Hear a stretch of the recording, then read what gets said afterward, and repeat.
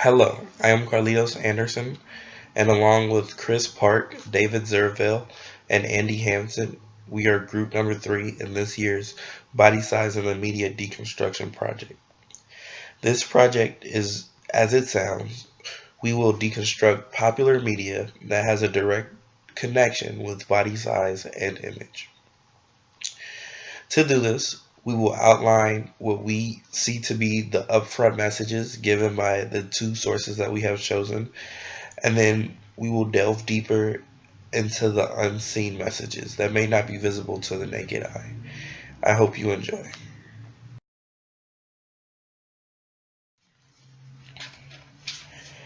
Our first choice is a song that goes along with a scene from the popular family movie Madagascar 2, which was released in 2008 by DreamWorks Animation. The song not only appears in the scene, but also on the soundtrack for the movie. The song is written and performed by a popular artist, will.i.am, and is entitled Big and Chunky. Our second media choice is a TV show, My Big Fat Fabulous Life, which is shown on the TV network TLC on Wednesdays and is currently in its second season. This show chronicles the life of Whitney Thor, an obese woman, and it follows her struggles, acceptance, and ultimately her ability to embrace her newfound weight. This scene depicts the two hippos finding a love connection. The love connection is linked to the hippos finding one another's size to be particularly appealing.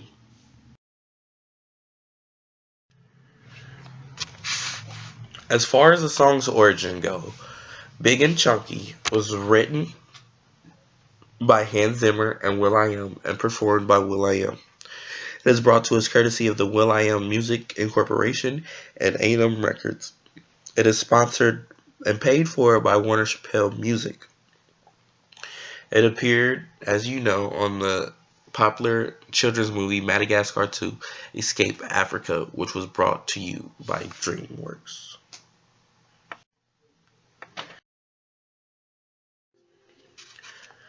With this song premiering on a popular children's movie, the audience is the children watching the movie and the parents or guardians that took them to see the movie. This means that most of the audience is very impressionable and looking for some sort of guidance or model to base themselves after. So with a song that is this simple and catchy and may be looked at as cool, it is very likely that the children viewing this movie will take that song out of the theater on the ride home and to school with them the next day, which will spread the song to a bigger audience. And then this is where things become tricky. While the child is just singing a song that he might find cool, other people around them can develop their own ideas about the song, whether they be good or bad. Now think to yourself again. What is your reaction to the lyrics of the song? And how might these views change with age and environment? Would you consider the song to be based off of humans?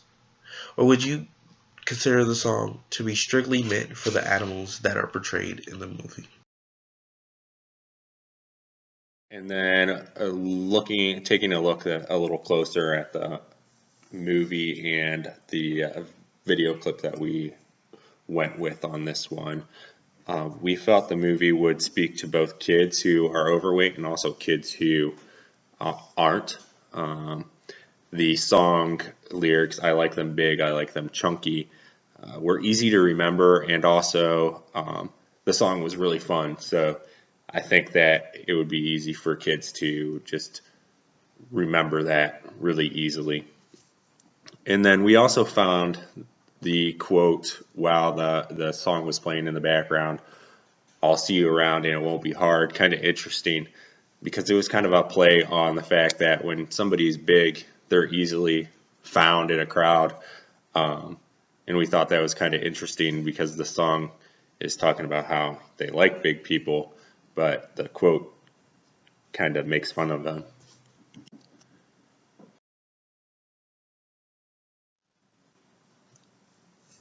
And the subject text of the movie we thought that um, it has a cheerful spirit and sound. However, the underlying message may still be negative towards obesity. Um, the reason that we felt this way is because of the quotes that we talked about in the slide before, and also the fact that this could be taken both ways. For somebody that's in an obese state, they might take it and think well of themselves, while a kid that's not obese might take the movie and get a negative connotation towards obese people.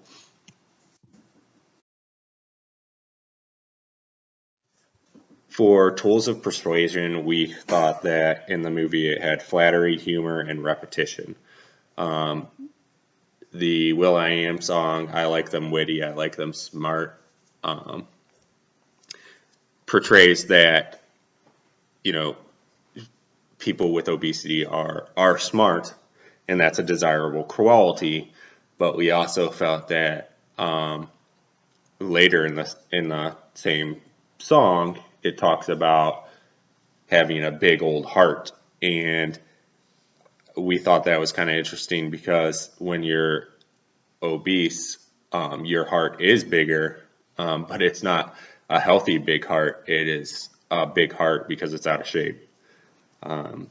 We also thought that humor was good because throughout the whole movie, it's funny and people take it pretty lightheartedly. Um, but uh, the main things that we got out of it were the fact that it was repeating um, negative stuff and also talking about positive things throughout the movie.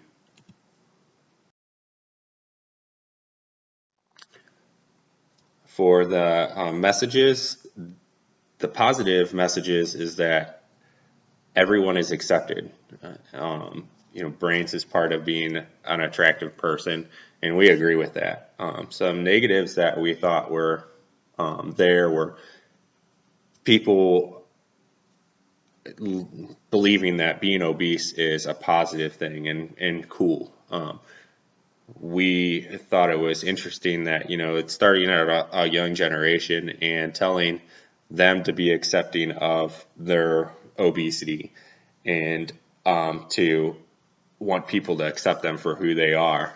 Well, the truth is that when you love somebody and they're obese, if you don't tell them that, hey, this is going to hurt you in the long run, then how much do you really love them?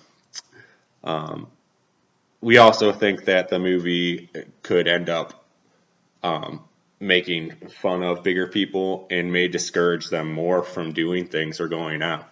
Uh,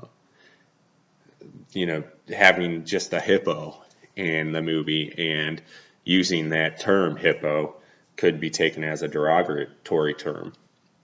And it also portrays, gluttony. And you know what gluttony will do to you. It will, if you keep on eating, things are just not going to go good for you for the long run.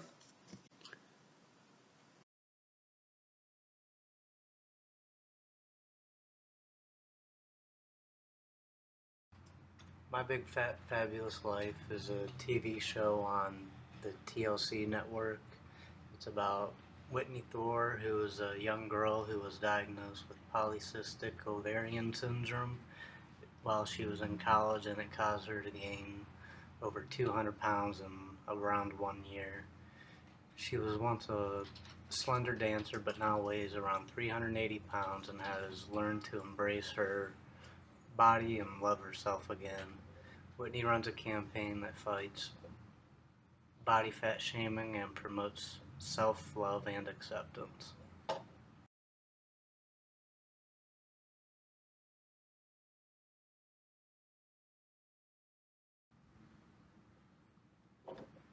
The target audience of this show would range from obese people, overweight to obese females, and the overall general population with no distinct profession.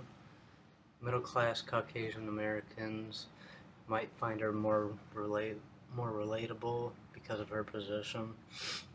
Some viewers, possibly found in smaller or more rural areas, can relate to her more directly. Also, fat shamers would be a target audience. The people who don't agree with her or might make fun of people with obesity.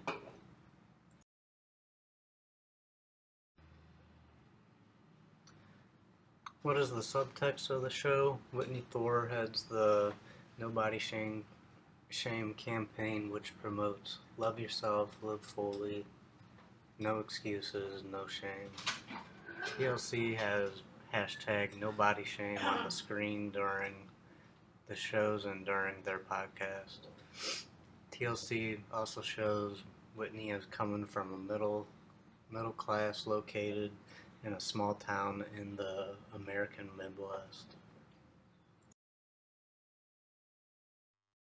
Now that you've seen the subtext of the show, let's take a closer look at what the underlying message is.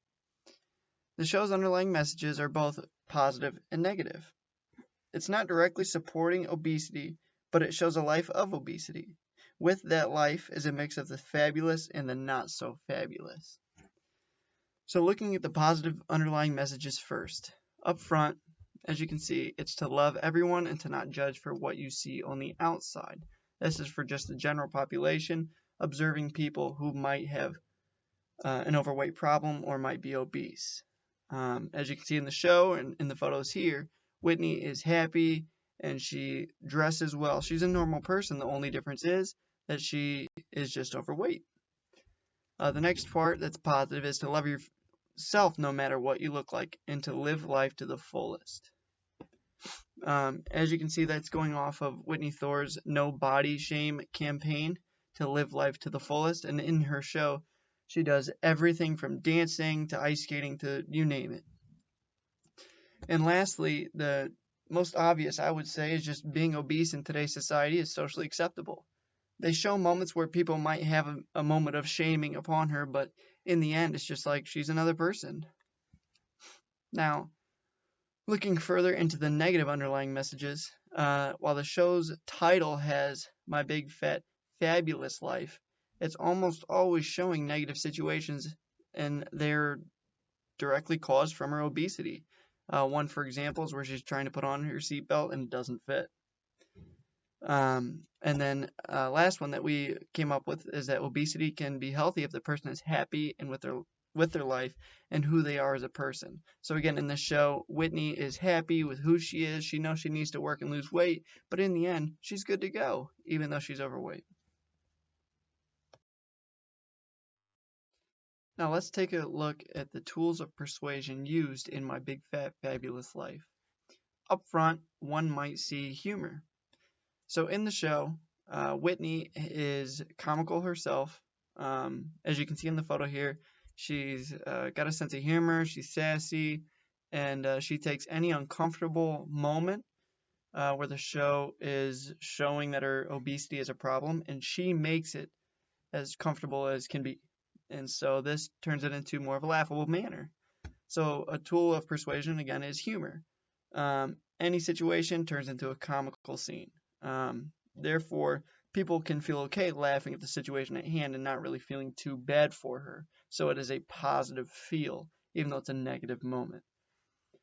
Looking further, she is extremely relatable to a lot of viewers out there. So this is considered a testimonial. So again, it's a reality TV show, but for her, it's not necessarily about becoming healthy or about obesity. It's just about her life, and she just happens to be obese. So again, she can be your everyday person. They just happen. It looks as though they happen to just pick someone. So again, she is extremely relatable to any viewer who might be overweight or obese.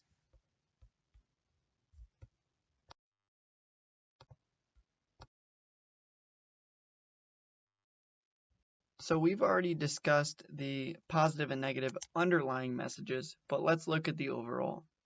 So let's start with the positive. Up front, the show's title is My Big Fat Fabulous Life. It says she's fat, but she's fabulous. So it has a positive feel about it. And all of the advertisements, all of the photos, as you can see here, she's happy, even though she's overweight. Looking further, if you were to watch the show, you'll see that Whitney goes out and gets out of the house and she goes and she's active. She's on the dating scene, she's out running, she's doing a lot of different stuff. And while viewers who might be overweight or obese, they might see her go out and do it, and therefore they might be encouraged to get out of the house and go into public no matter what they look like. Going off of that, Whitney started dancing when she was young. She danced before the show and she dances in the show. That's actually how she was discovered. So in the show, it does promote some level of a healthy lifestyle and exercise. You also see that she goes running here and there. For the negative, as stated prior, the show has Whitney experiencing a lot of uncomfortable situations, and they're often humiliating for her, even though she makes it into a comical scene. Now, for the everyday person, they might not be so easygoing and turn their uncomfortable moment into a comical moment. So they might try to avoid any uncomfortable scene that might happen with them. In the show, you see that Whitney is diagnosed with PCOS, and the show from TLC, they attenuate her PCOS, or her polycystic ovarian syndrome, to what caused her weight gain of 200 pounds in just 1 year. But what the show doesn't really go on to say is that while polycystic ovarian syndrome, PCOS, doctors don't know what causes it, but they don't really say that there are certain factors that play a role in the disease, in the diagnosis, and one of which is an excess amount of insulin. So looking at a dietary issue. So the show doesn't really have any educational purposes for viewers, and if they just see that Whitney has PCOS and that's why she gained weight, then maybe they might have that too. And then going further, in the show, they don't really show how to change your lifestyle. They just show Whitney's everyday lifestyle, so she's more relatable. But if somebody out there who might be overweight or obese sees the show, they think she's not really making much of an effort, and they don't really tell them how. So they don't really need to do anything either, and things might just get better for them.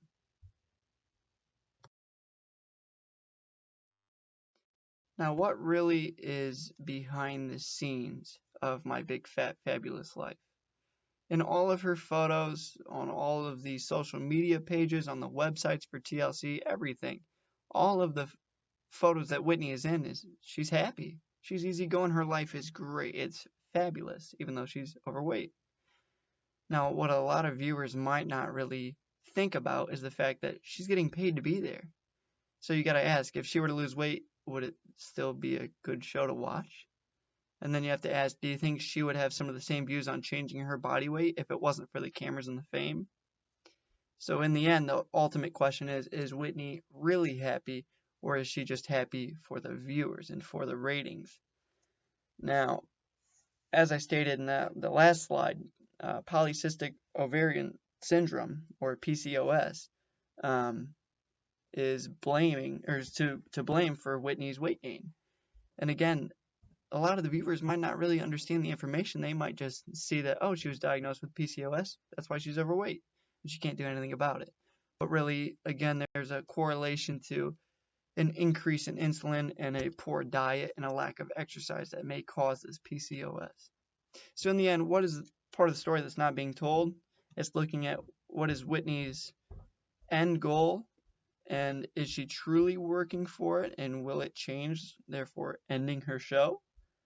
And is she really happy?